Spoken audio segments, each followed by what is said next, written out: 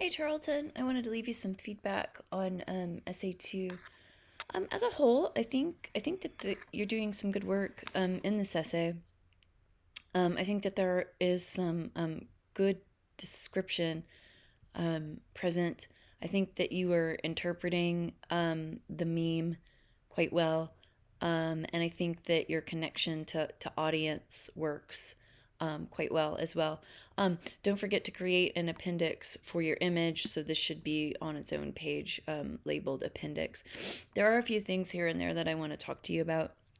I do think that you can expand your analysis. So you talked about the context of the meme in both the show and the current context of the pandemic. Good moves. I think it's both. Those are both smart. I think that you can expand on what you actually see. So you spend a lot of time talking about the text, which is smart, and the way that it captures the reader's eye. You talk a little bit about Oprah yelling.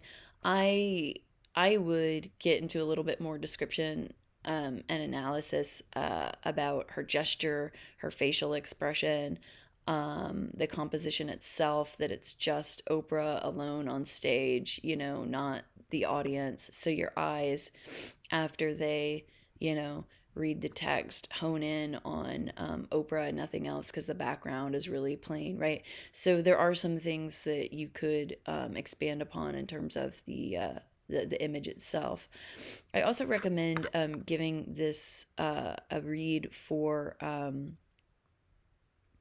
wordiness. So, a lot of your sentences have some unnecessary wording that I think can be tightened up. Um,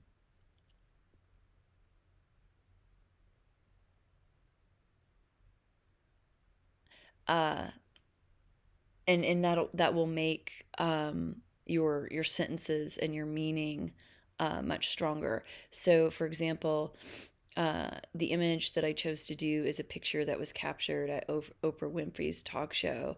I think that you could tighten up this language in here. Um, Same here. It is an image of what seems to be her yelling and pointing at the audience. I would just say something like, in the image, Oprah uh, is yelling with her hands in the air or something like that, or pointing at the audience. So things like what seems to be, you can go ahead and yank out. Um, Whenever she does this on her show, she is telling the audience, right? You can go ahead and yank out. I found out. You want to read for those phrases that kind of slow the reader down and that really don't add a whole lot of meaning um, to the sentences. It'll make your writing much stronger. Weather, you have a homophone error here. This is weather, like what is the weather outside, but you went WHETHER. I do think that you can have a stronger thesis here. I see the beginning of one, but I don't quite see the visual techniques that you will use to unpack the meme.